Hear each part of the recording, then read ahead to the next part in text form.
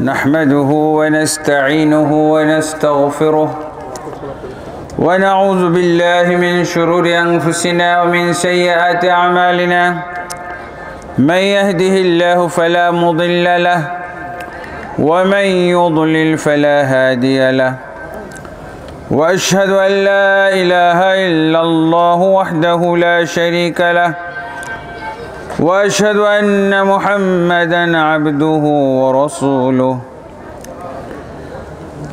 أما بعد فإن خير الحديث كتاب الله وخير الهدي هدي محمد صلى الله عليه وسلم وشر الأمور محدثاتها وكل محدثة بدعة وكل بدعة ضلالة وكل ضلالة في النار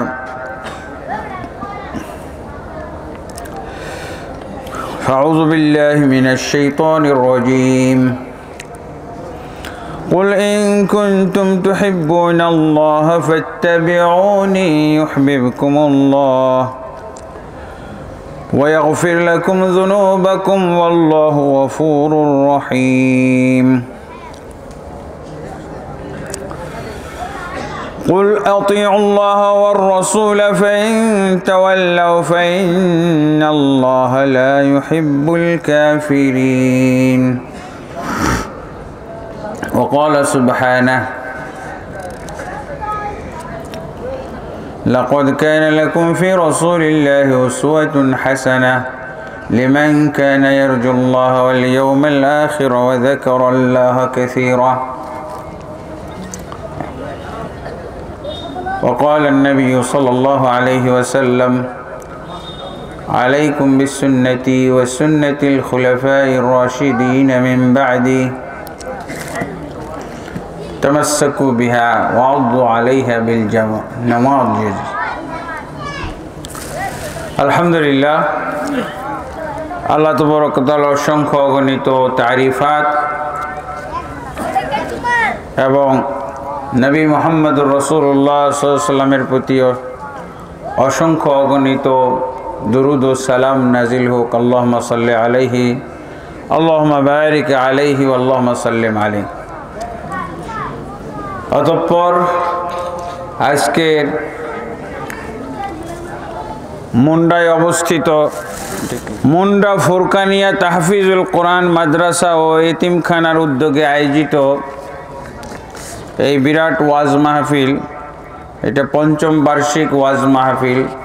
এই ওয়াজ মাহফিলের যারা আয়োজন করেছেন এবং যেই উদ্দেশ্যে আয়োজন করেছেন আল্লাহ তাবারক ওয়া তাআলা তাদেরকে এবং তাদের উদ্দেশ্যকে কবুল করুন, আল্লাহুম্মা আমিন।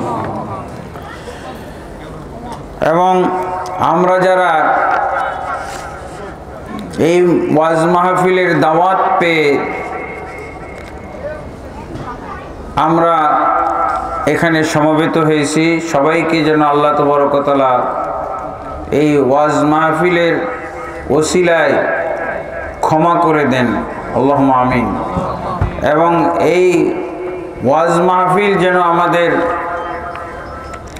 পরকালের পাথেয় সঞ্চয় করার ওসিলা বানিয়ে দেন এবং পরকালে যেন এর মাধ্যমে আমরা সবাই জান্নাতের অধিকারী হইতে পারি, আল্লাহুম্মা আমিন। অতঃপর আজকে আমি যে বিষয়ে আলোচনা করব বা আলোচনা করার জন্য অনুরোধ করা হয়েছে সেটা হলো নবী সাল্লাল্লাহু আলাইহি ওয়াসাল্লামের জীবনী এবং নবী সাল্লাল্লাহু আলাইহি ওয়াসাল্লামের জীবনী থেকে কিছু শিক্ষণীয় বিষয়। তো নবী সাল্লাল্লাহু আলাইহি ওয়াসাল্লামের জীবনী আলোচনা করতে গেলে দেখা যাবে যে এই একটা মাহফিল দুইটা মাহফিলে কুলাবে না। নবী সাল্লাল্লাহু আলাইহি ওয়াসাল্লামের জীবনীর উপরে, নবী সাল্লাল্লাহু আলাইহি ওয়াসাল্লামের সিরাতের উপরে দেখেন না সপ্তাহব্যাপী মাসব্যাপী আলোচনা হইতে থাকে, সিরিজ আলোচনা।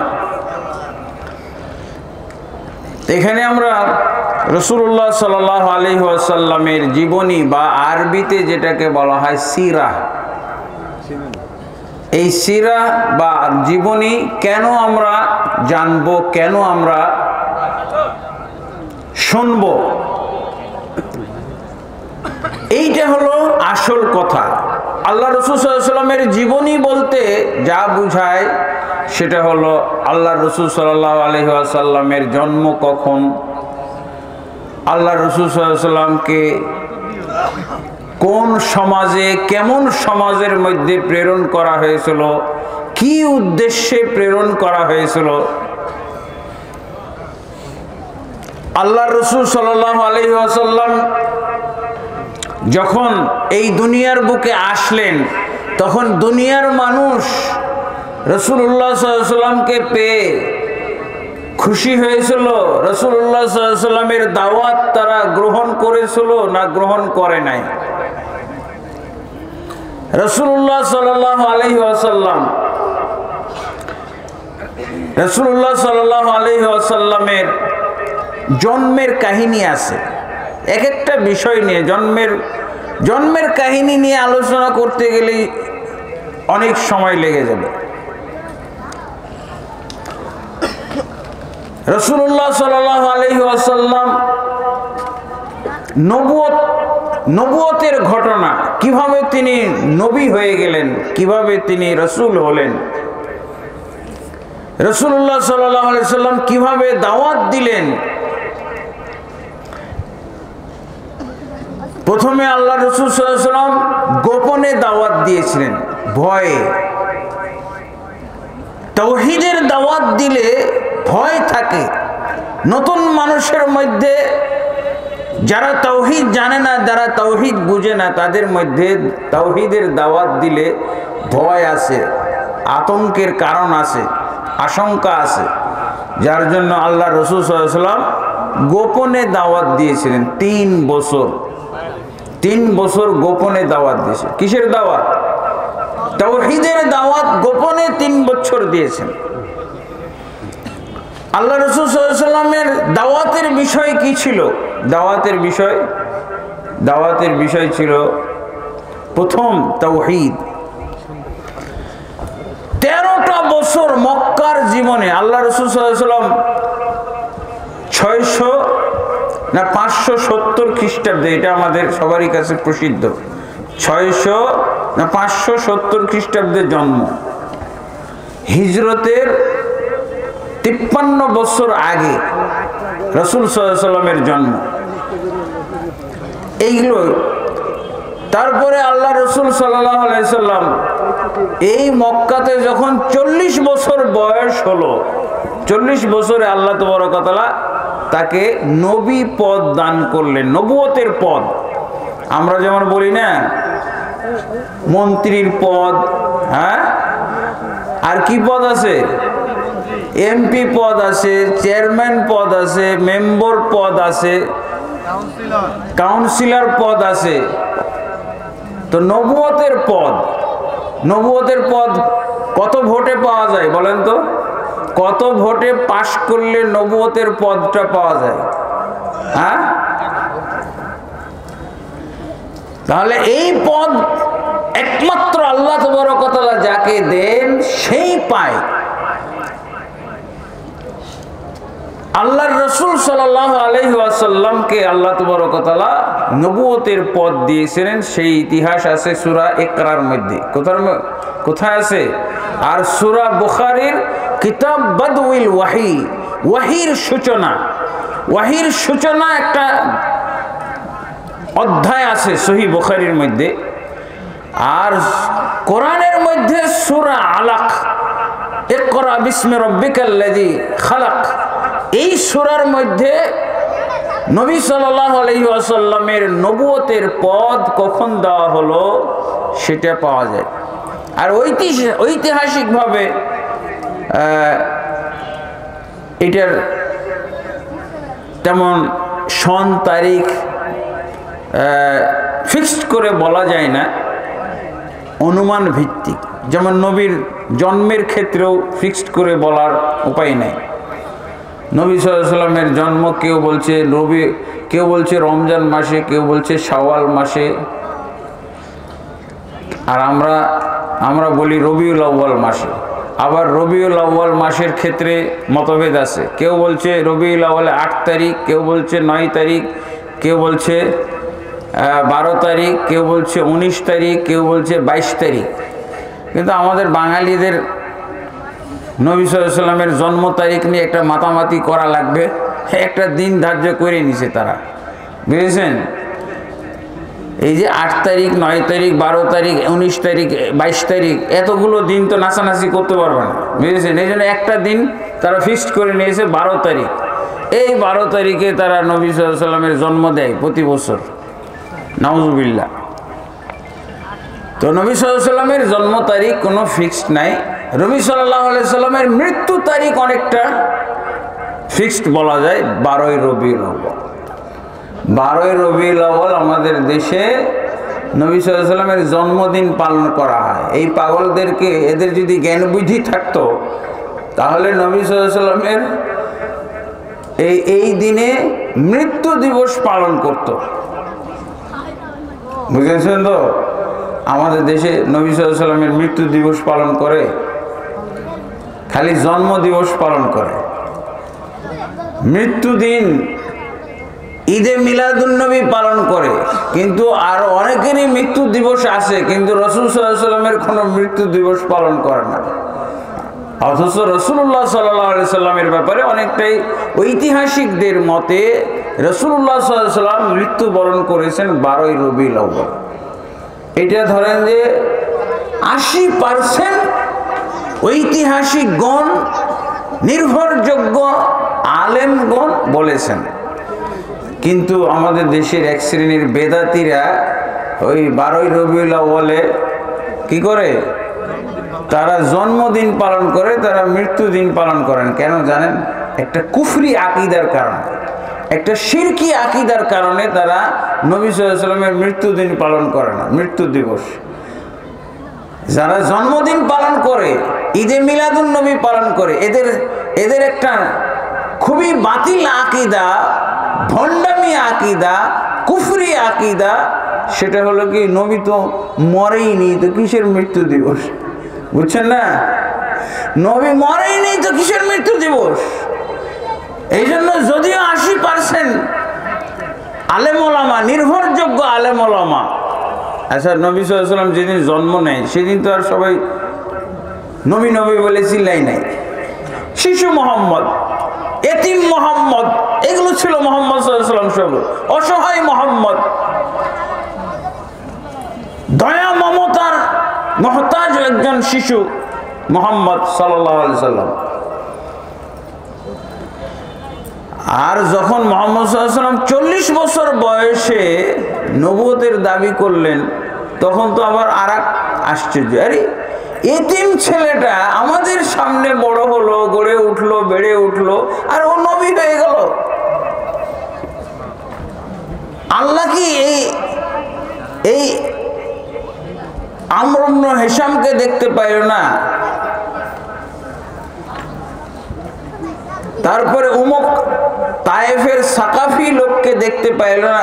কত আমাদের মধ্যে জ্ঞানী বিচক্ষণ লোক আছে, বয়স্ক লোক আছে, এদেরকে নবুয়ত না দিয়ে আল্লাহ ওই এতিম অসহায়কে নাকি নবী বানাইছে। এগুলো নিয়ে তাজ্জব, এগুলো নিয়ে তারা ঠাট্টা মশকরা করছে। আর এটা হলো একটা, আমরা নবীর জীবনীর মাধ্যমে একটা কিছু সত্য জিনিস জানবো, কিছু গ্রহণযোগ্য জিনিস জানবো। নবী সাল্লাল্লাহু আলাইহি সাল্লামকে কেন প্রেরণ করা হলো, এই জিনিসগুলো আমরা নবী সাল্লাল্লাহু আলাইহি সাল্লামের জীবনে আমি তেলাওয়াত করে কি করব? নবী সাল্লাল্লাহু আলাইহি সাল্লামের জীবনে জন্ম, অমুক তারিখে জন্মগ্রহণ করেছে, অমুক তারিখে এই যে এগুলো, নবী সাল্লাল্লাহু আলাইহি সাল্লামের গোটা জীবনটাই আমাদের জন্য অনুসরণীয়। এবং আল্লাহ রাসূল সাল্লাল্লাহু আলাইহি সাল্লামের যে চরিত্র ছিল, রাসূলুল্লাহ সাল্লাল্লাহু আলাইহি সাল্লাম নবী হিসেবে, তার চরিত্র তো আমরা গ্রহণ করব। তার চরিত্র হলো কানা খুলুকুল কোরআন। আল্লাহ রাসূলের চরিত্র ছিল গোটা কোরআন। নবী সাল্লাল্লাহু আলাইহি সাল্লামের জীবনী হলো গোটা কোরআন। এইটা হলো আসল জীবনী। নবী সাল্লাল্লাহু আলাইহি ওয়াসাল্লামের জীবনের প্রতিটা পদক্ষেপে, প্রতিটা দিক এবং বিভাগে শুধু কোরআন আর কোরআন ছিল। আর এই কোরআনের আল্লাহ রাসূল সাল্লাল্লাহু আলাইহি ওয়াসাল্লাম জ্যান্ত ব্যাখ্যা ছিলেন। রাসূলুল্লাহ সাল্লাল্লাহু আলাইহি ওয়াসাল্লামের হাদিস ছিল সেই কোরআনেরই জ্যান্ত ব্যাখ্যা। রাসূলুল্লাহ সাল্লাল্লাহু আলাইহি ওয়াসাল্লাম বলেন তো, রাসূলুল্লাহ সাল্লাল্লাহু আলাইহি ওয়াসাল্লাম জন্ম নিয়েছিলেন, উনি মা বাবার মাধ্যমে দুনিয়াতে এসেছিলেন, তাই না? নবী সাল্লাল্লাহু আলাইহি ওয়াসাল্লামের জীবনীর মধ্যে এই জিনিসটা আসবে না যে আল্লাহর নবী সাল্লাল্লাহু আলাইহি ওয়াসাল্লাম আদম সন্তানের অন্যান্য সন্তানরা, সমস্ত সন্তানরা যেভাবে দুনিয়ায় এসেছে এইভাবে মুহাম্মদ সাল্লাল্লাহু আলাইহি ওয়াসাল্লাম দুনিয়ায় এসেছেন। তার পিতা ছিল, তার পিতার নাম কি বলেন? আব্দুল্লাহ না? তার পিতার নাম আব্দুল্লাহ, তার মায়ের নাম আমেনা। আল্লাহ রাসূল সাল্লাল্লাহু আলাইহি ওয়াসাল্লাম যখন পেটে ছিলেন, মায়ের পেটে ছিলেন, তখন তার পিতা মৃত্যুবরণ করেছিলেন। আর মুহাম্মদ সাল্লাল্লাহু আলাইহি ওয়াসাল্লাম জন্মগ্রহণ করার পর এতিম অবস্থায়, ছোট অবস্থায় তার মা মারা গেছে, তার মা মৃত্যুবরণ। তাহলে তার পিতা আছে, মাতা আছে, পিতা মাতা ছাড়া মুহাম্মদ সাল্লাল্লাহু আলাইহি ওয়াসাল্লাম আসতে পারে নাই। অথচ আমাদের দেশের অনেক হুজুর বলে যে না, মুহাম্মদ সাল্লাল্লাহু আলাইহি ওয়াসাল্লাম নূরের তৈরি। আচ্ছা, নূরের তৈরি ফেরেশতাদের বলেন তো মা বাবা আছে? নূরের তৈরি ফেরেশতা জিবরিলের মার নাম কি, বাবার নাম কি? জিবরিল কিসের তৈরি? ফেরেশতারা সব নূরের তৈরি। নূরের তৈরি যা হবে এদের মা বাবা থাকবে না। এদের মা বাবা থাকবে? মুহাম্মদ সাল্লাল্লাহু আলাইহি ওয়াসাল্লাম আদম সন্তান। রাসূল সাল্লাল্লাহু আলাইহি ওয়াসাল্লাম নিজে বলছেন, হ্যাঁ আমিও আদম সন্তান।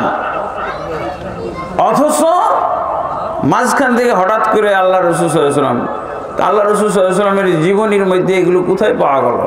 নবী মা বাবা ছাড়া হঠাৎ আসমান থেকে ঝরে পড়লো একটা নূর। এটা অবশ্য বলে এই কথাগুলো, আল্লাহ রাসূল সাল্লাল্লাহু আলাইহি ওয়াসাল্লামের যখন জন্মগ্রহণ করেন তখন নূর ছটকাইছিল, নূর চমকাইছিল, এই কথাগুলো আছে। এগুলো হইতে পারে, কিন্তু এগুলোর তো নির্ভরযোগ্য কোনো দলিল নাই, নির্ভরযোগ্য কোনো দলিল নাই। বাস ঐতিহাসিক ঘটনা।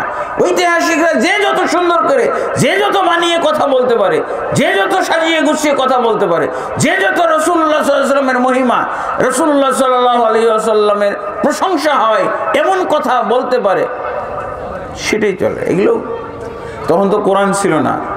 নবী সাল্লাল্লাহু আলাইহি ওয়াসাল্লাম জন্মে তখন কোন কোরআন ছিল? তখন হাদিস ছিল। তাহলে কোথা থেকে এগুলো জন্ম বৃত্তান্ত? এগুলো যাই হোক, এগুলো আছে। আল মাওয়াহিবুল লাদুন্নী একটা কিতাব আছে নবী সাল্লাল্লাহু আলাইহি ওয়াসাল্লামের সিরা গ্রন্থে। এর মধ্যে ভালো ভালো কথা, খারাপ কথা, সত্য কথা, মিথ্যা কথা, হ্যাঁ সহি কথা, জাল বানোয়াট সব মিলিয়ে আছে।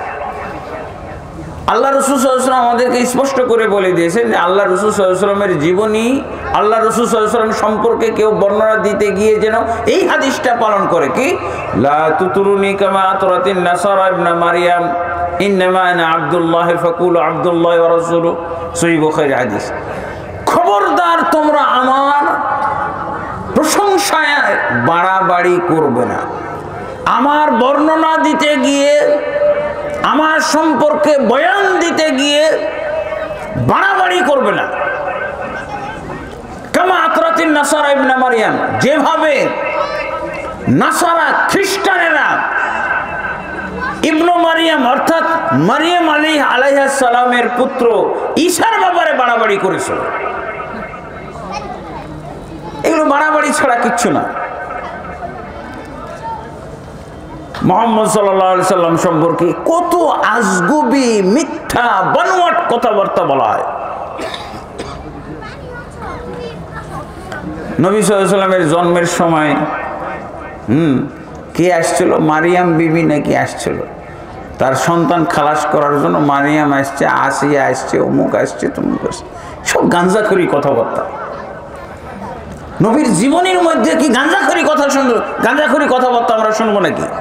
কেন, সত্য কথা বলা যায় না? আল্লাহ রাসূল এগুলোতে হলো তুতরুনি, আমার আমার বিষয়ে বর্ণনা দিতে গিয়ে বাড়াবাড়ি অতিরঞ্জন করবে না। কি বলছেন? কামা আত্রাতিন নাফসারা, যেভাবে খ্রিস্টানেরা তাদের ঈসা নবীর ব্যাপারে বাড়াবাড়ি করে কি করেছিল। ঈসা নবী আমরা মুহাম্মদ সাল্লাল্লাহু আলাইহি ওয়াসাল্লামকে আল্লাহর জাতি নূর থেকে তৈরি, তার মানে ওর বাপ মা নাই। অথচ কোরআন কি বলছে সূরা কাহফের শেষ আয়াতে, কুল ইন্নামা আনা বাশারুম মিসলুকুম ইউহা ইলাইয়া। হে রাসূল, আপনি নিজের মুখে জানিয়ে দেন, নিজের মুখে বলে তাদেরকে বুঝিয়ে দেন, ঘোষণা দেন, আনা বাশারুম মিসলুকুম, আমি তোমাদের মতোই মানুষ, শুধুমাত্র আমি তোমাদের মতোই মানুষ। ইন্নামা শব্দটা আগে আছে, শুধুমাত্র আমি তোমাদের মতোই মানুষ, ফেরেশতা নই, নূরের তৈরি নই। এগুলো হলো বাজে কথাবার্তা। এগুলো নবী সাল্লাল্লাহু আলাইহি ওয়াসাল্লামের জীবনীতে আপনারা ক্লিয়ার করতে হবে। নবী সাল্লাল্লাহু আলাইহি ওয়াসাল্লাম ফেরেশতা বংশোদ্ভূত নাকি আদম আলাইহিস সালাম বংশোদ্ভূত, এটা ক্লিয়ার করতে হবে। আদম মাটির তৈরি আর মুহাম্মদ সাল্লাল্লাহু আলাইহি ওয়াসাল্লাম নূরের তৈরি, ওর বাপ মারই খবর নাই।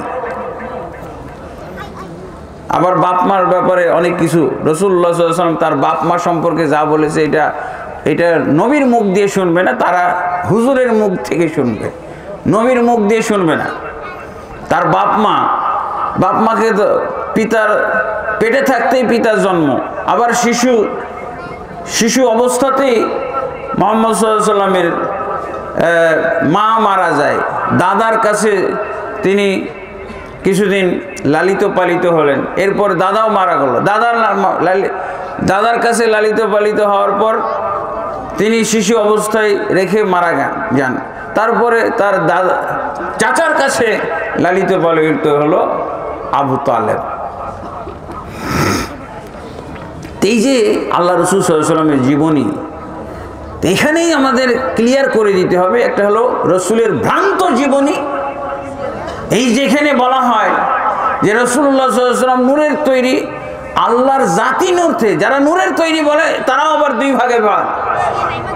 কেউ বলছে যে না, আল্লাহ রসুলকে নূরের তৈরি বলতে হবে, জাতি নূরের তৈরি বললে কুফরি হয়ে যাবে। জাতি নূরের তৈরি যদি কেউ বলে তাহলে কুফরি হয়ে যাবে। আর আমরা বলি নূরের তৈরি বলুক আর জাতি নূরের তৈরি বলুক, উভয় অবস্থায় কুফরি কথা।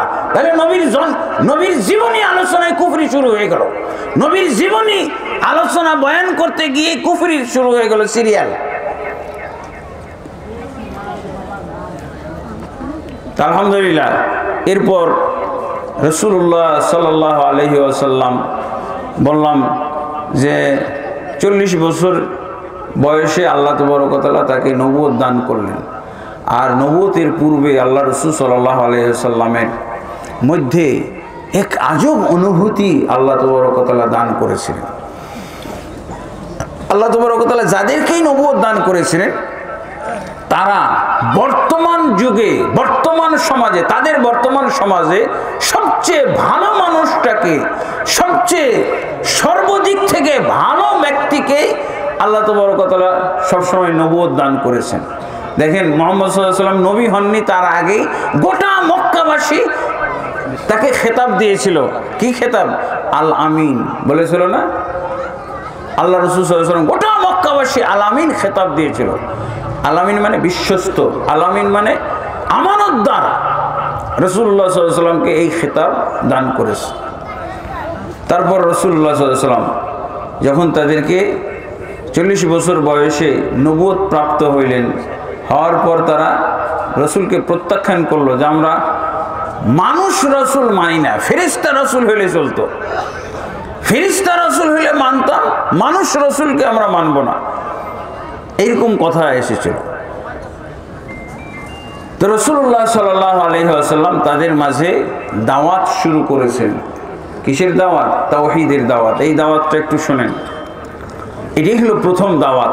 নবীর জীবনীর মধ্যে আমাদের এই জিনিসগুলো শিক্ষণীয় জিনিস, যেগুলো নবীর জীবনী খালি শর্ট করে আমরা হড়হড় করে বলে যাব, এতে নবীর যে দাওয়াত শুরু হলো, নবীর জীবনী আমরা কেন জানবো, নবী সাল্লাল্লাহু আলাইহি ওয়াসাল্লাম কি দাওয়াত দিয়েছিলেন, কি কারণে নবী সাল্লাল্লাহু আলাইহি ওয়াসাল্লামের জীবনী আলোচনাযোগ্য।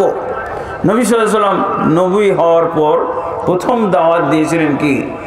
ইয়া আইয়ুহান নাস কুলু লা ইলাহা ইল্লাল্লাহ তুফলিহু, হে জনগণ তোমরা লা ইলাহা ইল্লাল্লাহ বলো, ইহকাল এবং পরকালে তোমরা সফল কাম হয়ে যাবে। রাসূলুল্লাহ সাল্লাল্লাহু আলাইহি ওয়াসাল্লাম এই দাওয়াতটা দিয়েছিলেন, কুলু লা ইলাহা ইল্লাল্লাহ তুফলিহু।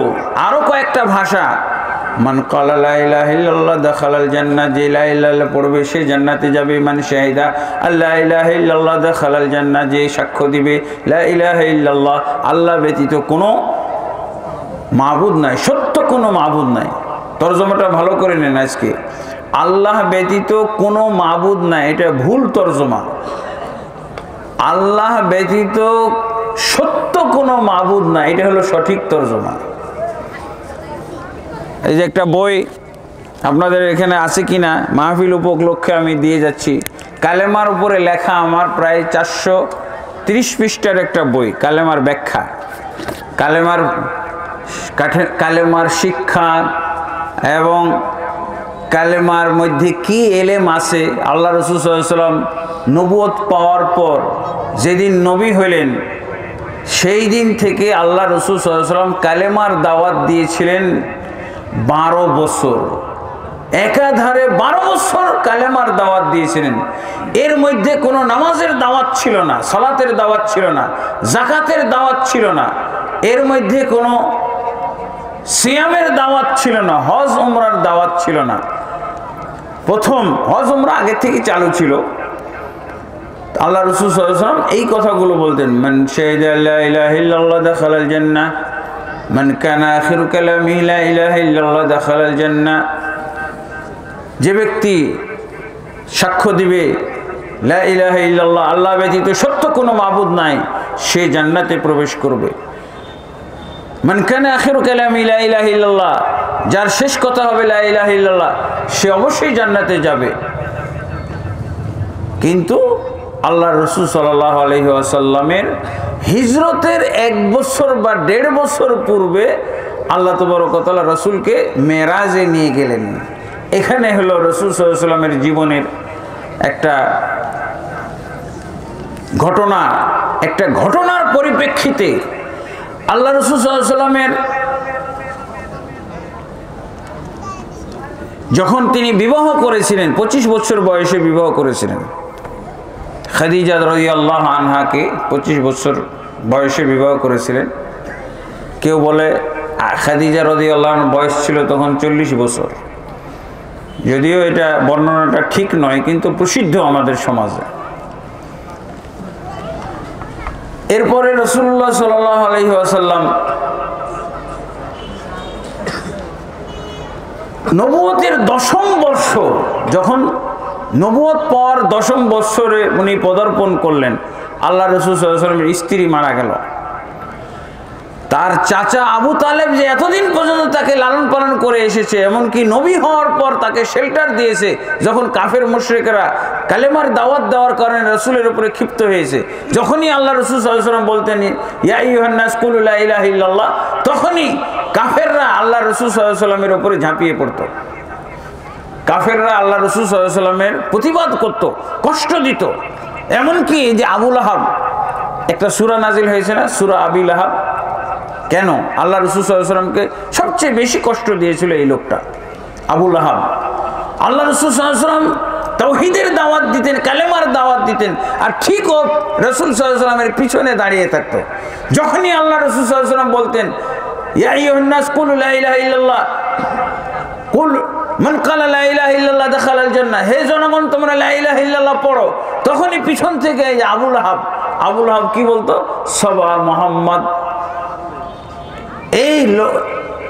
এই লোক সকল তোমরা শোনো, হে আমাদের জনগণ, হে মক্কাবাসী তোমরা শোনো, এই মোহাম্মদ পাগল যা বলতেছে ঠিক বলে না, এ বিধর্মী হয়ে গেছে। সবা মোহাম্মদ, পিছনে আবু লাহাব দাঁড়িয়ে দাঁড়িয়ে ডাইরেক্ট প্রতিবাদ করত। যখনই আল্লাহ রাসূল কালেমার দাওয়াত দিত, তখনই আবু লাহাব পিছনে দাঁড়িয়ে বলতো সবা মোহাম্মদ বিধর্মী হয়ে গেছে, এ উল্টা পাল্টা কথা বলছে, এর কথা তোমরা শোনো না। নাউজুবিল্লাহ। শুধু তাই না, পরবর্তীতে তারা তো আরো অনেক আইন কানুন তৈরি করেছিলেন। মুহাম্মদ সাল্লাল্লাহু আলাইহি ওয়াসাল্লামের উপরে যে কোরআন নাজিল হয়েছিল, এই কোরআনের মধ্যে আল্লাহ তাবারক ওয়া তাআলা এমন জাদু রেখে দিয়েছিলেন, এই কোরআন যেই শুনতো সেই আকৃষ্ট হয়ে যেত, সেই ঈমান আনতে বাধ্য হইতো, সেই ইসলাম গ্রহণ করত। এই জন্য মক্কাবাসীরা মুহাম্মদ সাল্লাল্লাহু আলাইহি ওয়াসাল্লামের বিরুদ্ধে বেশ কিছু পদক্ষেপ নিয়েছিল মক্কি জীবনে। মক্কি জীবনে আল্লাহ রাসূল সাল্লাল্লাহু আলাইহি ওয়াসাল্লাম 13 বছর ছিলেন না, কিন্তু 10ম বর্ষে স্ত্রীও মারা গেল, চাচা আবু তালেবও মারা গেল। তখন আল্লাহ রাসূল সাল্লাল্লাহু আলাইহি ওয়াসাল্লাম কঠিন চিন্তিত হয়ে পড়লেন। মক্কাবাসীরা তাকে হুমকি দেওয়া শুরু করলো, নির্যাতন করা শুরু করলো। ওই সময় আল্লাহ তাবারক ওয়া তাআলা রাসূল সাল্লাল্লাহু আলাইহি ওয়াসাল্লামকে কোথায় নিয়ে গেলেন? আমরা যখন বিপদ আপদে থাকি না, একটু কষ্টের মধ্যে, তখন সফরে গেলে ভাল লাগে, কক্সবাজার চলে যায়। আমরা এখন কক্সবাজার যাওয়ার হিড়িক পড়ে গেছে, তাই না? সব কক্সবাজার যাচ্ছে। তা আল্লাহ রাসূল সাল্লাল্লাহু আলাইহি ওয়াসাল্লামের স্ত্রী মারা গেল, আল্লাহ রাসূল সাল্লাল্লাহু আলাইহি ওয়াসাল্লামের চাচাও মারা গেল একই বছর। এই নবুয়তের 10ম হিজরিকে বলা হয় আমুল হুজন, চিন্তার, দুশ্চিন্তার বছর। রাসূলের জন্য ছিল দুশ্চিন্তার বছর। এই জন্য আল্লাহ তাবারক ওয়া তাআলা 11তম বছরে, নবুয়তের 11তম বছরে আল্লাহ রাসূল সাল্লাল্লাহু আলাইহি ওয়াসাল্লামকে মেরাজে নিয়ে গেলেন। এটা কি কক্সবাজারের মতো ভ্রমণ নাকি? হ্যাঁ, ব্যাংককের মতো ভ্রমণ? আল্লাহু আকবার! এত চমকপ্রদ আর এত বৈজ্ঞানিক একটা ভ্রমণ, আর এত সম্মানজনক একটা ভ্রমণ, এটা মানব জাতির মধ্যে একজনই সুযোগ পেয়েছে, শুধুমাত্র মুহাম্মদুর রাসূলুল্লাহ সাল্লাল্লাহু আলাইহি ওয়াসাল্লাম। বরং ফেরেশতাদের মধ্যেও সবাই এই সুযোগ পায় নাই। আমুল হুজন, এই যে দুশ্চিন্তার বছর আল্লাহ রাসূল সাল্লাল্লাহু আলাইহি ওয়াসাল্লাম পার করে যখন 11তম বছরে আসলেন, তখন আল্লাহ তাবারক ওয়া তাআলা রাসূলুল্লাহ সাল্লাল্লাহু আলাইহি ওয়াসাল্লামকে এই আনন্দের একটা ভ্রমণ করাইলেন, সুখের ভ্রমণ। এবং এই ভ্রমণের মাধ্যমে আল্লাহ রাসূল সাল্লাল্লাহু আলাইহি ওয়াসাল্লামকে আল্লাহ তাবারক ওয়া তাআলা বিরাট ধরনের সান্ত্বনা দিলেন। এবং এই ভ্রমণের মাধ্যমে রাসূলুল্লাহ সাল্লাল্লাহু আলাইহি ওয়াসাল্লামের দাওয়াতের মধ্যে একটা নতুন মাত্রা যোগ হলো। রাসূলুল্লাহ সাল্লাল্লাহু আলাইহি ওয়াসাল্লামের দাওয়াতি জীবনে, দাওয়াতের প্রবাহে একটা নতুন মাত্রা যোগ হয়ে গেল। আলহামদুলিল্লাহ। রাসূলুল্লাহ সাল্লাল্লাহু আলাইহি ওয়াসাল্লাম মেরাজ থেকে ফিরে আসলেন। মেরাজের ঘটনা আজকে আমি বলছি না। মেরাজ থেকে যখন ফিরে আসলেন, তখন অনেক আল্লাহ রাসূল বললেন, দেখো আমি আজকে রাত্রে মক্কা থেকে মসজিদুল আকসা গেলাম। কোন মসজিদুল আকসা? কোথায়? ইহুদিরা যেই মসজিদ নিয়ে তামাশা করতেছে, আর আমরা মুসলমানরা অনুভূতি শূন্য। মুসলমানদের কোনো প্রতিক্রিয়াই নাই, মুসলমানরা জানেও না ফিলিস্তিনে কি ঘটতেছে। এটা অনেক মুসলমান জানে না, এখনো জানে না। ও খেল তামাশা নিয়ে ব্যস্ত, ও মোবাইল নিয়ে ব্যস্ত, ও গেমস খেলা নিয়ে ব্যস্ত, এই আজে বাজে ভিডিও দেখতে ব্যস্ত। অথচ ফিলিস্তিনের মুসলমানদেরকে মেরে শিশু, নারী, পুরুষ, আবার বৃদ্ধ বনিতা প্রতিদিনই মারছে, একেবারে পাখির মতো মারতেছে। 45,000 চলে গেছে, 45,000 পার হয়ে গেছে। আর আমরা মুসলমান যুবকরা, মুসলমানরা খোশ গপ্প নিয়ে পড়ে আসি, মোবাইল খেলা নিয়ে পড়ে আসি, মোবাইলের আশেপাশে সব ভিডিও দেখতে ব্যস্ত আছি। নাউজুবিল্লাহ। আমার ভাগিনা মাদ্রাসার প্রিন্সিপাল জাহিদুল ইসলাম আপনাদের কাছে এই বিষয়ে বলেছে। তো আলহামদুলিল্লাহ। তো রাসূলুল্লাহ সাল্লাল্লাহু আলাইহি ওয়াসাল্লাম মেরাজ থেকে আসার পর এত চমৎকার ঘটনা না বলে পড়া যায়? বলেন তো। আপনি কোথায় ঢাকা, আপনি কোথায় চট্টগ্রাম বেড়াইতে গেছেন, কক্সবাজার বেড়াইতে গেছেন, ইন্ডিয়া বেড়াইতে গেছেন, ব্যাংকক বেড়াইতে গেছেন, সেই সফরের ঘটনা বলার জন্য আপনি পাগলপাড়া। সেই ঘটনা কি দেখছেন? আমেরিকা গেছিলেন, কি দেখছেন? কানাডা গেছিলেন, কি দেখছেন? এগুলো বলার জন্য আপনি ব্যস্ত, লোক খুঁজে পাচ্ছেন না। যেখানে লোক সমাগম সেখানে। তা আল্লাহ রাসূল সাল্লাল্লাহু আলাইহি ওয়াসাল্লাম এক রাতে বলতে এশারের পর ফজরের আগে এই সময়ের মধ্যে আমরা যে অনেক সময় বলি যে এই অল্প সময়ের মধ্যে 1 মিনিটের মধ্যে ওযু করতেছিল, পানি গড়াইতেছিল। হ্যাঁ, আল্লাহ রাসূল সাল্লাল্লাহু আলাইহি ওয়াসাল্লাম ঘর থেকে বের হয়েছিলেন, ঘরের সিটকানি বা জিঞ্জিরটা ঝুলতেছিল এমন শর্ট টাইমের মধ্যে। তারপরে সব আমাদের দেশের এই যে কি বলে কাহিনী বক্তারা কত যে কাহিনী এখানে শোনায়, আসলে আল্লাহ রাসূল এশারের পরে গেলেন, ফজরের আগে ফিরে এসেছিলেন।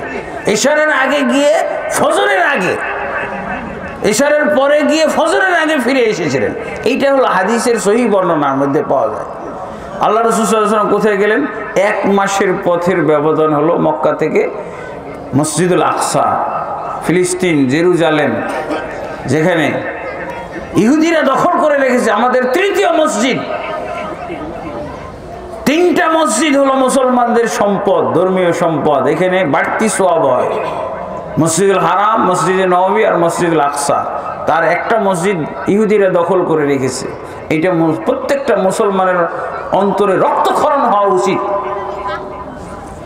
আল্লাহ তাবারক ওয়া তাআলা আমাদেরকে সেই অনুভূতি দান করুন, আল্লাহুম্মা আমিন।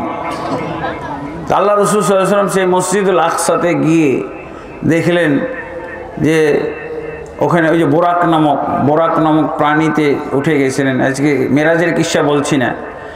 ওখানে প্রাণীটাকে বেঁধে রেখে আল্লাহ রাসূল সাল্লাল্লাহু আলাইহি ওয়াসাল্লাম মসজিদুল আকসায় সালাত পড়েছিলেন। সমস্ত নবীদেরকে আল্লাহ একত্র করে রসুলের পিছনে মুক্তাদি বানিয়ে সালাতের আয়োজন করেছিলেন, জামাতের সালাত পড়েছিলেন।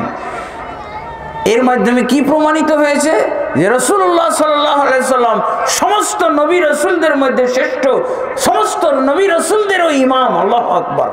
আর সেই সমস্ত নবী রাসূলদের মধ্যে শ্রেষ্ঠ ব্যক্তি, শ্রেষ্ঠ রাসূল, শ্রেষ্ঠ নবী, তার উম্মত আমরা। এই জন্য আমরাও শ্রেষ্ঠ উম্মত।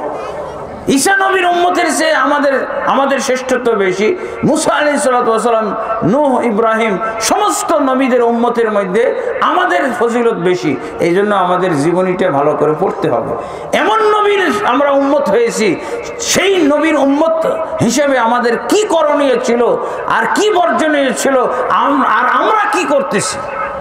আমরা কি করতেছি জানেন? লা হাওলা ওয়ালা কুওয়াতা ইল্লা বিল্লাহ। রাসূলুল্লাহ সাল্লাল্লাহু আলাইহি ওয়াসাল্লাম সালাত পড়ে তারপরে আল্লাহ রাসূল সাল্লাল্লাহু আলাইহি ওয়াসাল্লাম ঊর্ধ্বাকাশে গেলেন। হ্যাঁ, আমরা কি বলি? মহাকাশ বিজ্ঞান, মহাকাশ বিজ্ঞানী।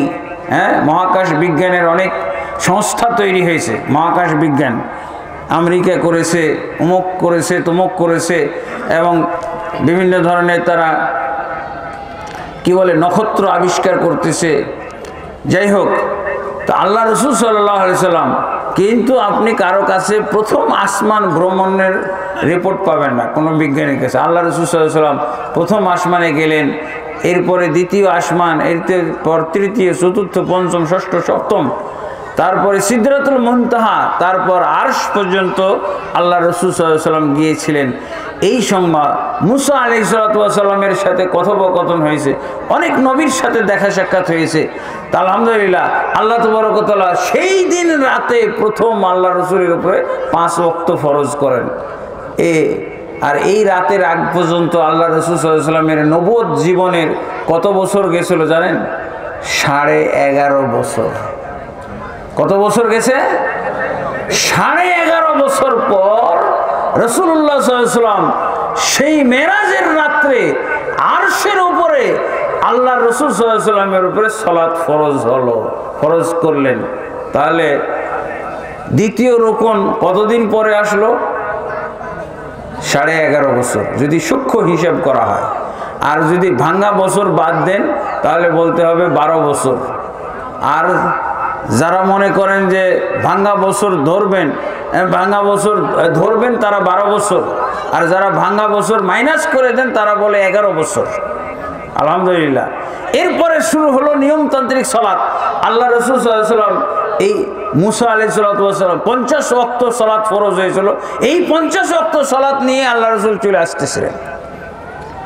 আমরা নাকি বলি যে আল্লাহ রাসূল সাল্লাল্লাহু আলাইহি সাল্লাম সব জানেন।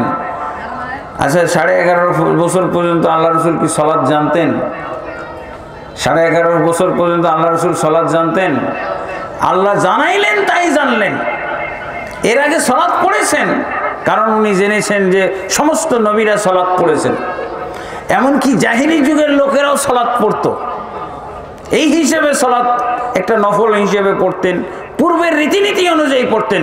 কিন্তু 5 ওয়াক্ত নিয়মতান্ত্রিক সালাত আল্লাহ রাসূল সাল্লাল্লাহু আলাইহি ওয়াসাল্লাম এই 11.5 বছর পর, নবী হওয়ার 11.5 বছর অথবা 12 বছর পর, হিজরতের 1 বছর বা 1.5 বছর পূর্বে এই মেরাজের ঘটনা। এরপর আল্লাহ রাসূল সাল্লাল্লাহু আলাইহি ওয়াসাল্লাম ফজরের আগে দুনিয়ায় ফিরে আসলেন। এরপর ফজরের সালাত পড়ে আল্লাহ রসুল মেরাজের ঘটনা বর্ণনা। প্রথমে আল্লাহ রসুল সাল্লাল্লাহু আলাইহি ওয়াসাল্লাম তার চাচাতো বোন অথবা ফুফাতো বোনের ঘরে গিয়ে বলেছিলেন যে আমি তো আজকে রাত্রে ছিলাম না, জমিনেই ছিলাম না, আমি ঊর্ধ্বাকাশে, আমি 7 আসমান ভ্রমণ করে আরশ পর্যন্ত। তখন উনি বলেছিলেন যে মুহাম্মদ, আমি তো আপনাকে বিশ্বাস করে ঈমান এনেছি, কিন্তু এই ঘটনাটা বললেন না, এই ঘটনা বলার দরকার নেই, বুঝেছেন? হিতাকাঙ্ক্ষী যারা তারা বলছিল, কারণ ওই যে মানুষ তহমত দেয় না, মোহাম্মদ পাগল, মোহাম্মদ পাগল, এই কথাটা ওরা প্রতিষ্ঠিত করে ফেলবে। আপনি যদি বলেন যে আমি প্রথম আসমানে, দ্বিতীয় আসমান, তৃতীয় আসমান, তারপরে জেরুজালেম ঘুরে আসলাম, একটা কথা বললেই তো পাগল বলবে, কি জেরুজালেম গেছিলাম। আবার আপনি জেরুজালেমে সালাত পড়ে প্রথম আসমান, দ্বিতীয়, তৃতীয়, চতুর্থ, পঞ্চম, ষষ্ঠ, সপ্তম আসমান আপনি ঘুরে এসেছেন, এই কথাগুলো বললে আমরা আর সমাজের মুখ দেখাইতে পারবো না। আমরা বিশ্বাস করে ফেলেছি, আমাদের বিশ্বাসে কোনো ঘাটতি নেই, আপনি দয়া করে এটা বলবেন না।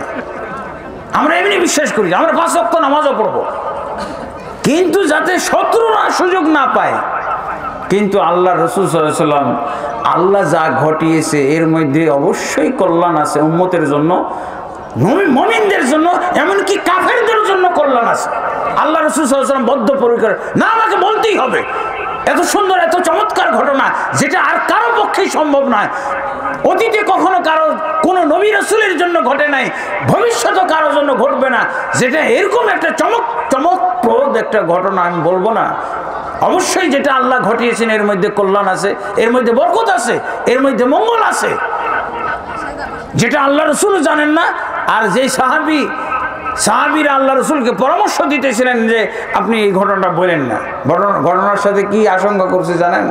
এই যে আপনার একটা বদনাম উঠাইছিল না কাফেররা, পাগল, এই পাগলটা তারা আরো কায়দা করে বলবে, এই যে আমরা যে পাগল বলতাম ওর মাথা নষ্ট হয়েছে, দেখো এই যে কি বলে, শোনো, হয়েছে তো এরকম।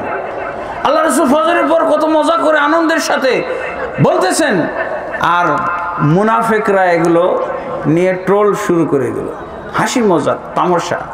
আরে দেখো মুহাম্মদ পাগলামি করতে করতে করতে কোন পর্যায়ে গেছে দেখো, আজ রাতে, আজ ফজরের পর ও নাকি মসজিদুল আকসা থেকে ঘুরে আসছে, আবার সেখানে শুধু না, 7 আসমান ঘুরে এসেছে।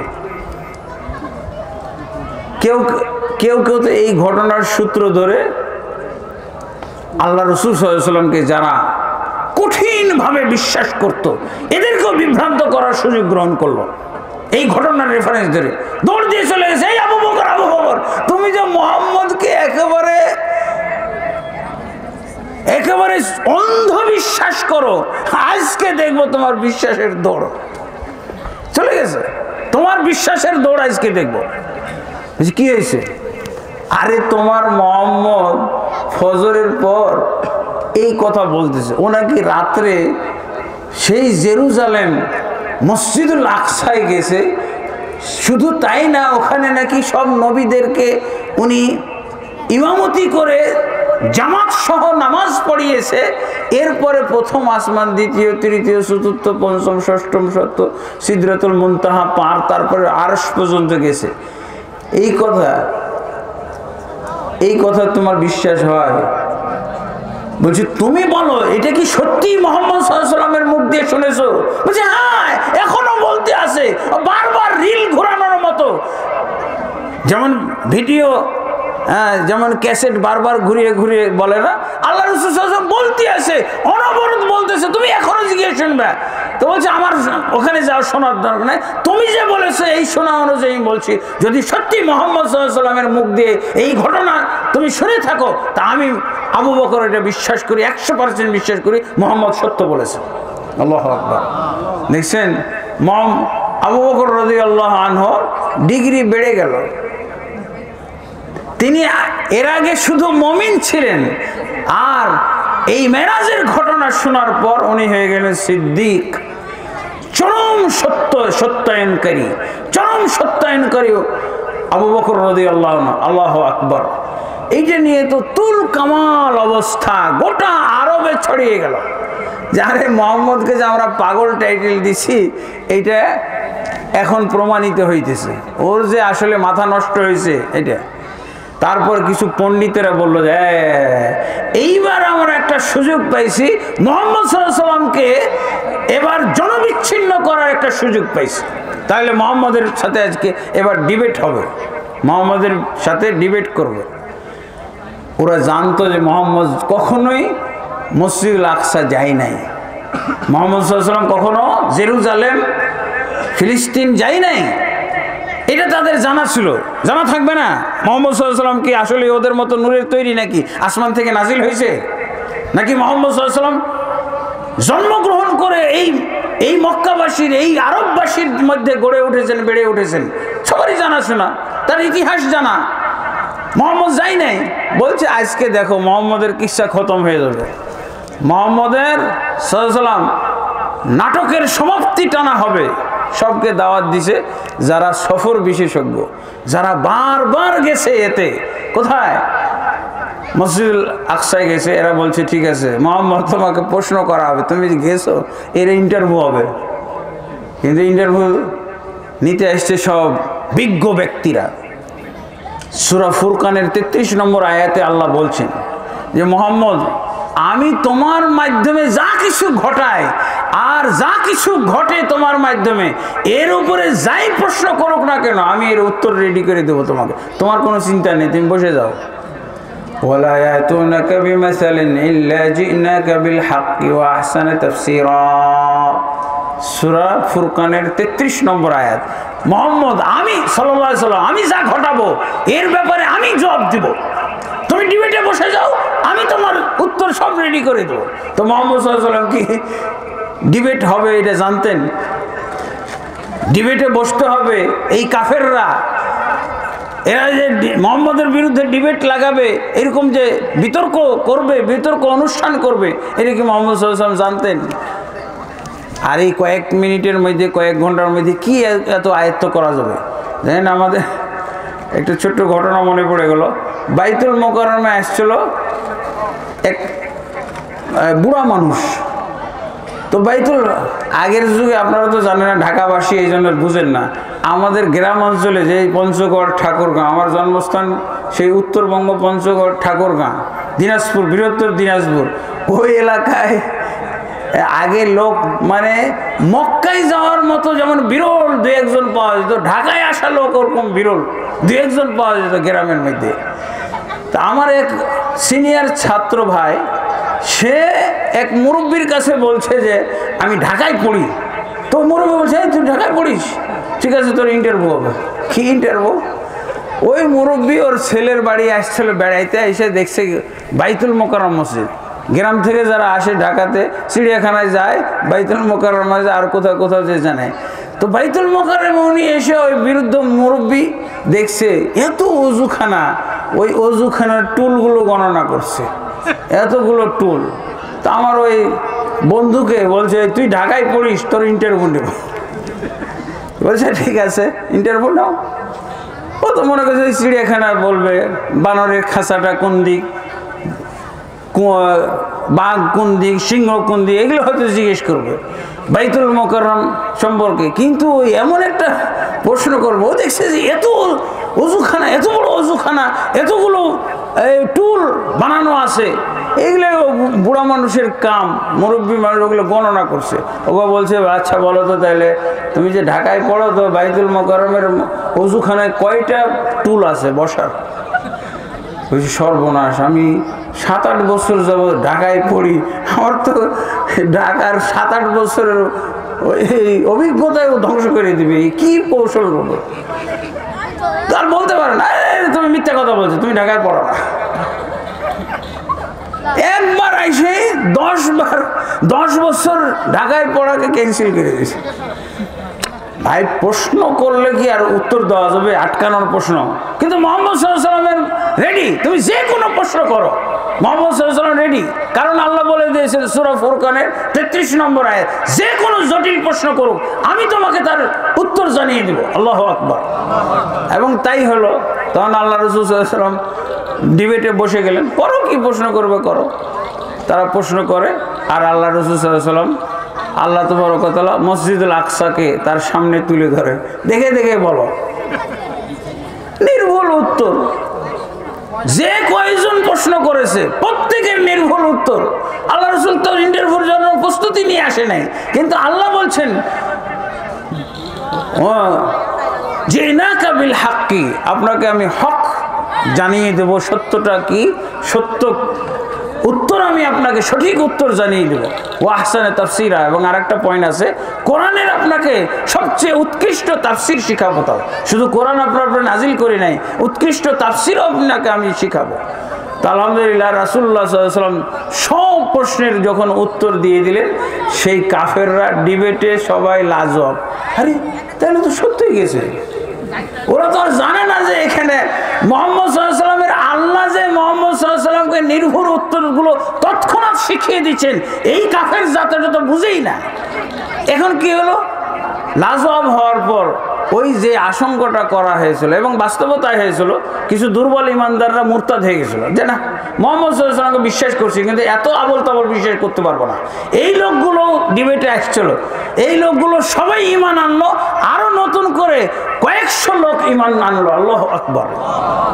দেখছেন আল্লাহ যা ঘটায় তার মধ্যে যে কল্যাণ থাকে।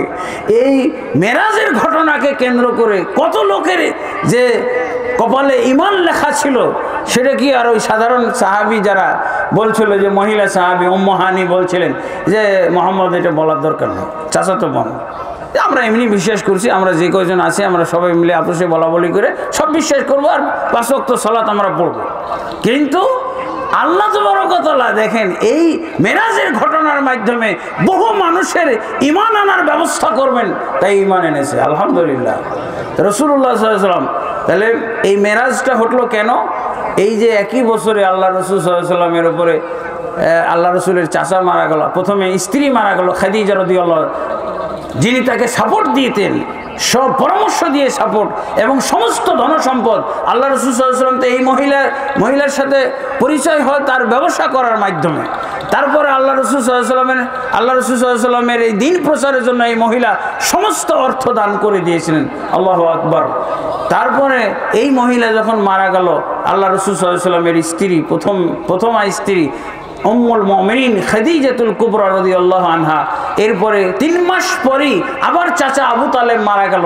এরপর কাফেরদের নির্যাতন শুরু হয়ে গেল, নির্যাতনের মাত্রা আরো কঠিনভাবে শুরু হয়ে গেল। তখন রাসূলুল্লাহ সাল্লাল্লাহু আলাইহি ওয়াসাল্লামের উপরে এই মেরাজের আল্লাহ তাবারক ওয়া তাআলা অফার দিলেন এবং মেরাজ ঘটলো, এবং এর মাধ্যমে আমরা দ্বিতীয় রুকন পেলাম। কিসের দ্বিতীয় রুকন? ইসলামের দ্বিতীয় রুকন। এরপর দ্বিতীয় রুকন আসার পর আল্লাহ রাসূল সাল্লাল্লাহু আলাইহি ওয়াসাল্লাম ওই যে বলতেন সালাত পড়লেই জান্নাত, নাকি কালেমা পড়লেই জান্নাত, কালেমা পড়লেই জান্নাত, কালেমা পড়লেই জান্নাত, এই কথাগুলো আল্লাহ রাসূল সাল্লাল্লাহু আলাইহি ওয়াসাল্লাম এবার অনেকটা অফ করে দিলেন, শর্তযুক্ত করে দিলেন। না, কালেমা শুধু কালেমা পড়লে জান্নাতে যাওয়া যাবে না। মান ক্বালা লা ইলাহা মান বাইনাল আবদি ওয়াল কুফরি ওয়াশ শিরকি তারকুস সালাহ। আল্লাহর বান্দা এবং কাফের মুশরিকের মধ্যে পার্থক্য হলো সালাত ত্যাগ করা। শুধু কালেমা পড়লে হবে না, শুধু কালেমা পড়লে হবে না। কি হবে? কালেমার শর্ত হলো সালাত পড়তে হবে, 5 ওয়াক্ত সালাত। এখন কালেমা হলো ইসলামে ভর্তি হওয়ার ভর্তি ফর্ম, ইসলামে ভর্তি ফর্ম। আচ্ছা বলেন তো, আপনি যে চাকরি নেন একটা অফিসে বা গার্মেন্টসে, এই ভর্তি ফর্ম নিয়োগপত্র সাইন করে দিয়ে আসলে কি বেতন চালু হয়ে যায়?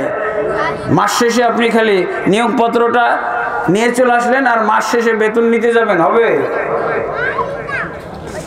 এই নিয়মপত্র অনুযায়ী, ভর্তি অনুযায়ী আপনাকে ডিউটি পালন করতে হবে। সালাত হলো সেই ডিউটি। আপনি কালেমার মাধ্যমে ভর্তি ফর্ম পূর্ণ করেছেন, ইসলামের ভর্তি ফর্ম।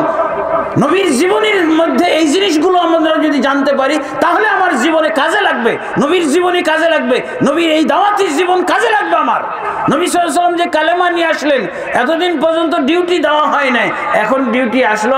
আল্লাহ রাসূল সাল্লাল্লাহু আলাইহি ওয়াসাল্লামের কঠোর নিয়মও চলে আসলো। বাইনাল আবদি ওয়াল কুফরি ওয়াশ শিরকি তারকুস সালাত। আল্লাহর বান্দা এবং কাফের মুশরিকের মধ্যে পার্থক্য হলো সালাত ত্যাগ করা। যে সালাত পড়বে সে আল্লাহর বান্দা, এবং যে সালাত পড়বে না সে হলো কাফের অথবা মুশরিক। দুইটা টাইটেল। যে নামাজ পড়বে না তার টাইটেল কয়টা? দুইটা, হয় কাফের না হয় মুশরিক। আরো এ ব্যাপারে বহু হাদিস আল্লাহ রাসূল সাল্লাল্লাহু আলাইহি ওয়াসাল্লাম শুনাইছেন। এবং সূরা তাওবার 5 নম্বর আয়াত, সূরা তাওবার 11 নম্বর আয়াতও আপনি পড়ে নেবেন। আল্লাহু আকবার। যাই হোক, আল্লাহ রাসূল সাল্লাল্লাহু আলাইহি ওয়াসাল্লাম সালাত পড়লেন কত বছর? মক্কাতে 1.5 বছর সালাত পড়লেন। এরপরে দেখলো যে মুসলমানদের সংখ্যা খালি বাড়তেই আছে। মুহাম্মদ সাল্লাল্লাহু আলাইহি সাল্লামের একটার পর একটা খালি ডায়ালগ আসতেই আছে। এই যে ইসরা মেরাজের মাধ্যমে কত বড়টা উপকার হয়ে গেল। ইসরা মেরাজের ঘটনা দিয়েই অনেক মুসলমান তৈরি হলো। এরপরে তারা আরো নির্যাতন বাড়িয়ে দিল। নির্যাতন বাড়িয়ে দেওয়ার পর তো দেখা গেল যে আল্লাহ রাসূল সাহাবীদেরকে হিজরতের আদেশ দিয়ে দিলেন। আবিসিনিয়ায় 2টা হিজরত গেছে না।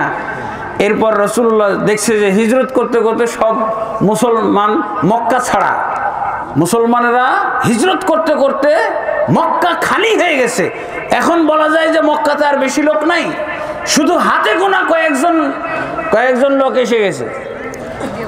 তো এবার কাফেররা সিদ্ধান্ত নিল যে মুহাম্মদ সাল্লাল্লাহু আলাইহি ওয়াসাল্লাম, আরে সবাই তো পালিয়ে গেল মক্কা থেকে,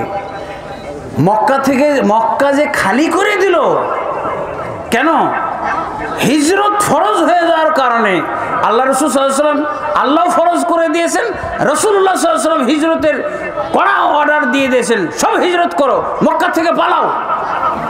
এখন কাফেররা চিন্তা করলো যে এরা কোথায় যাচ্ছে, কোথাও যেহেতু আবার জমা হচ্ছে না, জমা হয়ে আবার আমাদের বিরুদ্ধে কোনো অ্যাকশন নেবে না তো। তখন তাদের একটা মাথায় জাগলো যে ওরা পালিয়ে যেখানেই যাক, যেখানেই জমা হোক, মুহাম্মদ সাল্লাল্লাহু আলাইহি ওয়াসাল্লাম তো ওদের কেন্দ্রবিন্দু, এইটাকে আমরা ছাড়ব না, এটাকে কোনোভাবেই পালাইতে দিব না। এটার ব্যাপারে মুহাম্মদ সাল্লাল্লাহু আলাইহি ওয়াসাল্লামের ব্যাপারে মিটিং বসলো। মিটিং বসে কি হলো, কয়েকটা সিদ্ধান্ত হয়েছিল। তার মধ্যে যেটা লাস্ট সিদ্ধান্ত ছিল, ফাইনাল সিদ্ধান্ত, যে সেটা মুহাম্মদ সাল্লাল্লাহু আলাইহি ওয়াসাল্লামকে হত্যা করে ফেলবো। তাহলে এই যে মুসলমানরা মক্কা থেকে পালিয়ে গেছে, পালিয়ে যে কোথাও যে আমাদের বিরুদ্ধে কিছু একটা ঘটাবে, দুরভিসন্ধি করতেছে, তারা পরিকল্পনা করতেছে, ষড়যন্ত্র করতেছে, এই মুহাম্মদকে হত্যা করলে এই দূর দেশে থেকেও তারা আর কোনো ষড়যন্ত্র করতে পারবে না। মুহাম্মদ হলো এদের কেন্দ্রবিন্দু, এই মুহাম্মদকে আমরা বের হতে দিব না, হত্যা করব। হত্যার সিদ্ধান্ত হয়ে গেল, আজ রাতেই হত্যা করা হবে। আল্লাহু আকবার। দেখেন, রাসূলুল্লাহ সাল্লাল্লাহু আলাইহি সাল্লাম এই কালেমার মাধ্যমে দাওয়াত দিয়ে বলেছিলেন যে তোমরা যদি এই কালেমাটাকেই যথাযথভাবে বোঝো, কুলু কালিমাতান ওয়াহিদাতান তাদিনু লাকুমুল আরব ওয়া তাসুব ওয়া তুআদ্দি ইলাইকুমুল আজামুল জিজিয়াতা।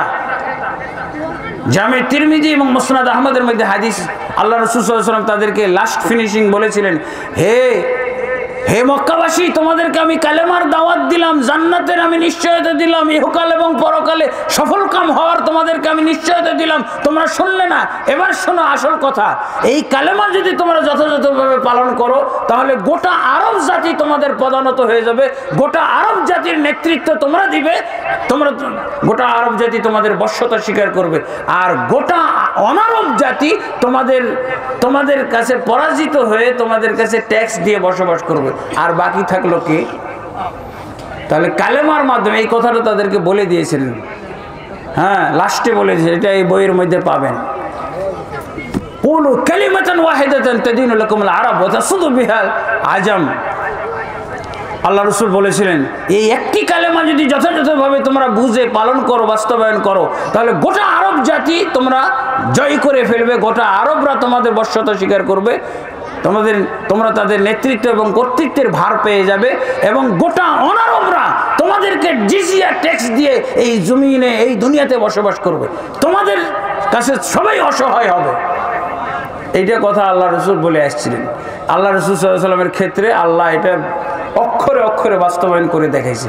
যেদিন আল্লাহ রসুলকে ঘেরাও করে যে আজ রাত মুনতাসাফুল লাইল, তখন তো ঘড়ি ছিল না, মধ্যরাতের পর মোহাম্মদকে হত্যা করা হবে। 13 জন এসেছে মোহাম্মদ সাল্লাল্লাহু আলাইহি সাল্লামকে, 13 জন নেতা হত্যা করার জন্য এসেছে, আর গোটা আরবের কবিলার যুবকরাকে ডাকছে হত্যা করবে। আল্লাহ ভালো করে মনোযোগ করে এই কয়েক মিনিটের কথাটা শুনবেন। দেখেন নবী সাল্লাল্লাহু আলাইহি সাল্লামের জীবনীর মধ্যে কি শিক্ষা আছে। রাসূলুল্লাহ সাল্লাল্লাহু আলাইহি সাল্লাম এর আগে কিন্তু আবু জাহলরা আল্লাহ রসুলকে নেতৃত্ব দিতে চেয়েছিল, আল্লাহ রসুল নেতৃত্ব নেননি, প্রত্যাখ্যান করেছিলেন। কারণ কি, জনগণ তোমাদের, আর আমাকে দিচ্ছ কেন তোমরা নেতৃত্ব? জনগণ হলো কাফের, আর আমি নবী তোমাদের জনগণের শাসন করব, এটা হয় বেমানান কথা না? এটা অযৌক্তিক কথা না? এই জন্য তো বর্তমান সরকাররা কি বলে, আমরা জনগণের সরকার, জনগণ যেমন সরকার তেমন। তো মুহাম্মদ সাল্লাল্লাহু আলাইহি ওয়াসাল্লাম এই সত্য কথাটাই বুঝেছিলেন, বলছে তোমাদের এই আবু জাহেল মার্কা জনগণের আমি নেতৃত্ব দেবো, এটা হয় না। আমি নিজে জনগণ তৈরি করে তাদের নেতৃত্ব দেব। এইটার উপরে আল্লাহ রাসূল সাল্লাল্লাহু আলাইহি ওয়াসাল্লাম অটল ছিলেন। দেখেন কেমন। এবং আল্লাহ বলছেন যে আমি তোমাদের যদি এই তাওহীদের দাওয়াত তোমরা ঠিক মতো বুঝো এবং পালন করো, তাহলে আমি তোমাদেরকে ক্ষমতা দান করব। সূরা নূরের 55 নম্বর আয়াতে আছে না? দেখেন আমি এই ঘটনাটা বলি, আমার সমাপ্তি টানছি। আল্লাহ রাসূল সাল্লাল্লাহু আলাইহি ওয়াসাল্লামকে ঘেরাও করা হয়েছে বাড়িতে, আজকে মধ্যরাতের পর হত্যা করা হবে। খুব খুশি কাফেররা, আজকে একটা আমাদের উৎসবের দিন, মুহাম্মদের কিসসা খতম আজকে। হঠাৎ ইবলিস এসে বলছে, এই তোরা কি করিস এখানে? বলছে যে মোহাম্মদ দিনের বেলা সিদ্ধান্ত হয়েছে না, মোহাম্মদকে হত্যা করব। বলছে পাগলের দল, মোহাম্মদ তো নাই, ঘরের মধ্যে নাই। কি হয়েছে? ওরা মনে করছে যে মোহাম্মদের দালাল এটা আসছে, আমাদেরকে বিভ্রান্ত করে মোহাম্মদ সাল্লাল্লাহু আলাইহি ওয়াসাল্লাম মুক্ত করবে। তো ইবলিস বলতেছে যে না, তোরা যদি আমার কথা বিশ্বাস না করিস, সবার মাথা চেক করে দেখ, মাথাতে যদি ধুলাবালু ছিটিয়ে গেছে, তার আলামত তোমাদের মাথার মধ্যে আছে, দেখো চেক করে। দেখতেছি হ্যাঁ ঠিকই। আল্লাহু আকবার। এদিকে মুহাম্মদ সাল্লাল্লাহু আলাইহি ওয়াসাল্লামের জান নিয়ে টানাটানি, মুহাম্মদ সাল্লাল্লাহু আলাইহি ওয়াসাল্লাম কিছুক্ষণের মধ্যে লাশ হয়ে যাবে।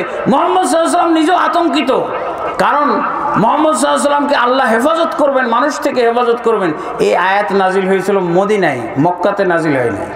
এই জন্য তো আল্লাহ রসুল গুহাতে যে লুকাইছিলেন না, হ্যাঁ, বাড়ি থেকে বের হয়ে কোথায় লুকাইছিলেন? আত্মগোপনে গেছিলেন। সেই জাবালে সৌর পাহাড়ের চূড়ার উপরে যে গর্ত, এই গর্তের মধ্যে আল্লাহ রসুল 3 দিন 3 রাত লুকিয়েছিলেন। তখন পর্যন্ত আল্লাহু ইয়াসিমুকা মিনান নাস, সূরা মায়েদার 67 নম্বর আয়াত নাজিল হয় নাই, এটা মদিনাতে নাজিল হয়েছে। আল্লাহ তোমাকে মানুষের ষড়যন্ত্র থেকে রক্ষা করবে, এই আয়াত তখনও নাজিল হয় নাই। আল্লাহ রাসূল সাল্লাল্লাহু আলাইহি ওয়াসাল্লাম এদিকে, তারপরও আল্লাহ তাবারক ওয়া তাআলা তাকে এই ঘেরাও অবস্থা থেকে বের করে নিয়ে গেলেন। আল্লাহু আকবার। এদিকে রাসূলুল্লাহ সাল্লাল্লাহু আলাইহি ওয়াসাল্লামকে মারার জন্য, নিশ্চিহ্ন করার জন্য, তাকে হত্যা করার জন্য কি আনন্দ ফুর্তি চলছে। আর মুহাম্মদ সাল্লাল্লাহু আলাইহি ওয়াসাল্লামের জন্য আল্লাহ তাবারক ওয়া তাআলা ওই সময় মদিনাতে সিংহাসন সাজাইতেছেন। আল্লাহু আকবার।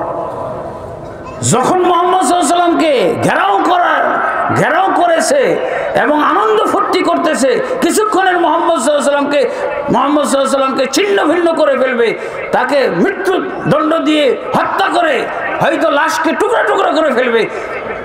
সেই সময় মুহাম্মদ সাল্লাল্লাহু আলাইহি ওয়াসাল্লামের জন্য আল্লাহ মদিনায় সিংহাসন সাজাইতেছেন। এটা মুহাম্মদও জানে না সাল্লাল্লাহু আলাইহি সাল্লাম। এইভাবে আল্লাহ বলছেন যে আমি ওয়াদা করেছি তোমাদেরকে আমি খেলাফত দেব, তোমরা খালি যদি ওরকম ঈমান আনতে পারো আর সৎ আমল করতে পারো, তাহলে ইস্তাখলিফান্নাকুম ফিল আরদ, তোমাদেরকে আল্লাহ খেলাফত দান করবেন। অবশ্যই অবশ্যই আল্লাহ তোমাদেরকে খেলাফত দান করবেন। কিন্তু এখন আমাদের মুসলমানদের মধ্যে ইমানের শুদ্ধি নাই, আমলে সালেহ নাই, আমলের ক্ষেত্রে বেদাত, ইমান আকীদার মধ্যে শিরক আর কুফরি আর নেফাকি ভর্তি। আর আমরা কি করছি? আমরা বলতেছি যে আমরা ক্ষমতা ছিনিয়ে নিব। ক্ষমতা আল্লাহ রাসূল ছিনিয়ে নিয়েছেন? ক্ষমতা ছিনাইছেন? কিভাবে ক্ষমতাটা আসলো? এই জিনিসটা আল্লাহ রসুলের এই জীবনী থেকে আসলে আপনাদেরকে বুঝতে হবে।